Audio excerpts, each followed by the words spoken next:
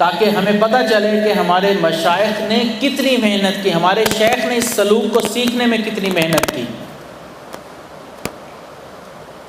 اب حضرت والد صاحب کا بیان میں تذکرہ نہ ہو اس عاجز کے، نہ عاجز کو مزہ آتا ہے نہ آپ کو مزہ آتا ہے۔ آتا ہے؟ آوازیں کم آئی ہیں، لگتا ہے آتا ہے۔ بہرحال اس لیے کہا کہ میں خانہ حضرت سے میرا جی نہیں بھرتا، پرکیف عبادت سے میرا جی نہیں بھرتا، اے کاش کہ مرشد کی معیت ہو دوامی، اس عارضی صحبت سے میرا جی نہیں بھرتا، بٹتی ہے جو ہر آن یہاں دولت عرفان، اس مال غنیمت سے میرا جی نہیں بھرتا، عاشق کو تو درکار ہے الطاف مسلسل، ایک چشم عنایت سے میرا جی نہیں بھرتا، پلکوں کا جھپکنا بھی گراں بار ہے مجھ پر، مرشد کی زیارت سے میرا جی نہیں بھرتا، تو نے ہی سکھائی ہے مجھے حمد خدا کی، جب ہی تیری مدحت سے میرا جی نہیں بھرتا۔ تو حضرت والد صاحب فرماتے ہیں کہ جب میں حضرت سید زوال حسین شاہ رحمۃ اللہ علیہ سے بیعت ہوا تو وہ کراچی میں تھے اور ہم پنجاب میں، تو سال میں ایک ملاقات ہوتی تھی، وہ بھی مسکین پور شریف کے اجتماع میں۔ حضرت شاہ صاحب وہاں تشریف لاتے تھے تو وہاں ملاقات ہوتی تھی، اور پھر وہ ایک سبق ہمیں دیتے تھے، اور ہم پھر پورا سال اسی ایک سبق پر مراقبہ کرتے تھے، یعنی کہ پورے سال میں ایک سبق ملا۔ فرماتے ہیں کہ بستر کے اوپر لیٹنا یہ تو شادی کے بعد نصیب ہوا، جب ہم شادی سے پہلے کنوارے تھے، شادی نہیں ہوئی تھی، پوری رات مصلے پر مراقبے میں ہی نیند پوری کرتے تھے اور سلوک میں ہی بیٹھے رہتے تھے۔ یونیورسٹی کے ٹائم میں بھی یہی ترتیب تھی، اتنا مراقبہ کرتے ہیں۔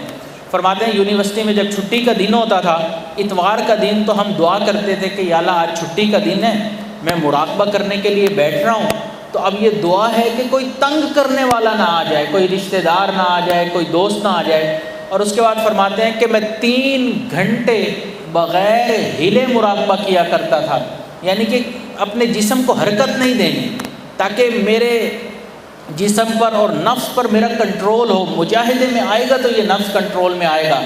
3 گھنٹے میں مراقبے میں اس طرح بیٹھتا تھا۔ تو ایک دن میں نے پوچھ لیا اگر 2 گھنٹے اور 59 منٹ پر انگلی ہل گئی تو پھر کیا کرتے تھے؟ فرمایا پھر دوبارہ 3 گھنٹے کیا کرتا تھا۔ تو اتنا مجاہدہ کر کے ابتدائی اسباق میں فرمایا کہ ہم محنت کرتے تھے۔ تو 10 سال حضرت شاہ صاحب سے بیعت رہے، اور حضرت شاہ صاحب رحمۃ اللہ علیہ سے ان 10 سالوں میں صرف 12 اسباق طے ہوئے، بلکہ ایک مرتبہ حضرت سید زوال حسین شاہ رحمۃ اللہ علیہ نے اپنے شیخ حضرت خواجہ محمد سعید رحمۃ اللہ علیہ کے فرزند ارجمند سے فرمایا کہ جھنگ کا ایک نوجوان ہے جس کا نام ذوالفقار احمد ہے، اس کو میں جو سبق دیتا ہوں میں سبق بعد میں دیتا ہوں، اس کے اوپر اس سبق کی کیفیات پہلے سے وارد ہو چکی ہوتی ہیں۔ تو حضرت شاہ صاحب کی جب وفات ہوئی تو اس وقت مشاربات کے اسباق چل رہے تھے، تو حضرت مرشد عالم رحمۃ اللہ علیہ کو بتایا تو انہوں نے فرمایا کہ حضرت شاہ صاحب ایک کامل بزرگ تھے، چاہیے تو یہ کہ جہاں تک انہوں نے اسباق کروا دیے میں اس کے آگے کرواؤں، لیکن یہ مشاربات کے اسباق اور تحلیل کے اسباق اہمیت کے حامل ہیں، تو میں چاہتا ہوں آپ نفی اسباق کے اسباق دوبارہ سے شروع کریں۔ تو حضرت والد صاحب کو انہوں نے 8ویں سبق سے دوبارہ اسباق طے کروائے اور 35 تک لے گئے۔ جب 35 اسباق مکمل ہو گئے تو حضرت مرشد عالم رحمۃ اللہ علیہ نے پوچھا اب کیا کرنا ہے؟ عرض کیا کہ حضرت دوبارہ مجھے اسباق طے کروا دیں۔ تو حضرت مرشد عالم سے دوبارہ اسباق طے کیے، تو 2 مرتبہ اسباق طے کیے۔ تو اس عاجز نے پوچھا کہ دوسری مرتبہ طے کرنے کا کیا فائدہ ہوا؟ تو فرمایا ایک فائدہ تو یہ ہوا کہ ابتدائی اسباق جو حضرت مرشد عالم سے مجھے طے نہیں ہوئے تھے وہ بھی ان سے طے ہو گئے، اور سبق پہلے سے زیادہ مضبوط ہو گیا، تو 2 مرتبہ سلوک مکمل ہوا۔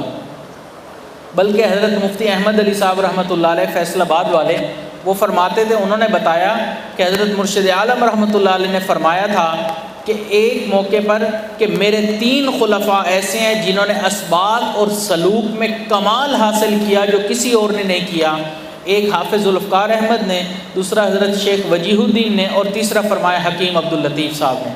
فرمایا انہوں نے مجھ سے اسباق سیکھے اور سلوک میں کمال حاصل کر لیا۔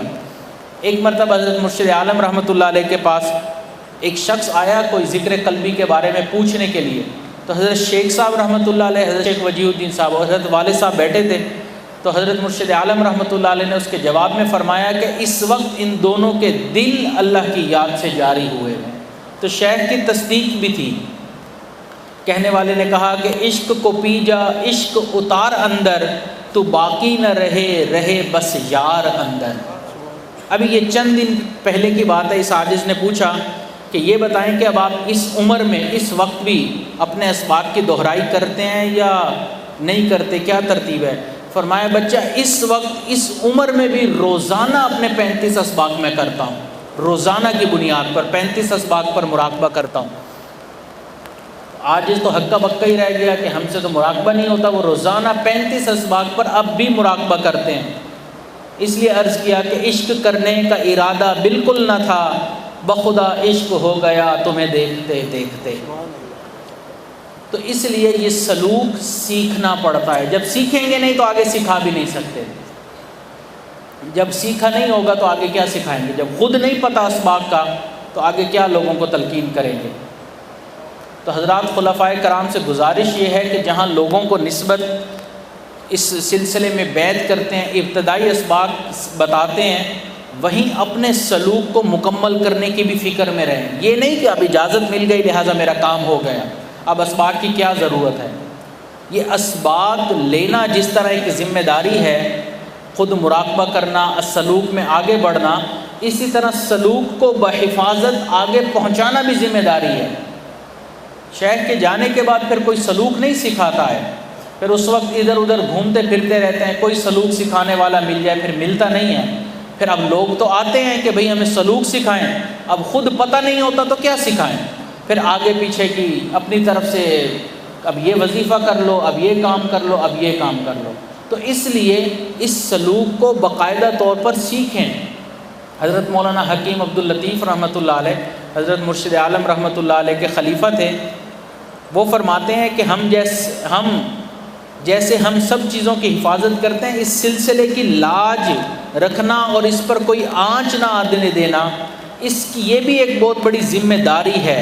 وہ فرماتے تھے کہ اس کو کبھی نہ بھلائیں، اس سلوک کے لیے مر جائیں، کٹ جائیں، لٹ جائیں، پیٹ جائیں، لیکن اس نعمت کا ضرور خیال رکھیں کہ جیسے اپنے مشائخ سے سیکھی ہے، من و عن آگے ہی ویسے ہی سکھا دیں۔ اب ظاہری بات ہے اس کے لیے پیر بننے کے بعد مرید بننا ضروری ہے، اور جب مرید بنیں گے تو شیخ کی صحبت میں آنا ضروری ہے، اور وہ ہے ایک مشکل کام۔ اب مشکل کام سے جب گزریں گے نہیں تو سلوک طے نہیں ہوگا۔ تو اس لیے پیر تو بن گئے، اب مرید بننے کی ضرورت ہے۔ تو صحبت میں آئیں، وقت گزاریں تاکہ صحبت سے ہمیں فائدہ حاصل ہو۔ یہ صحبت بہت ضروری ہے۔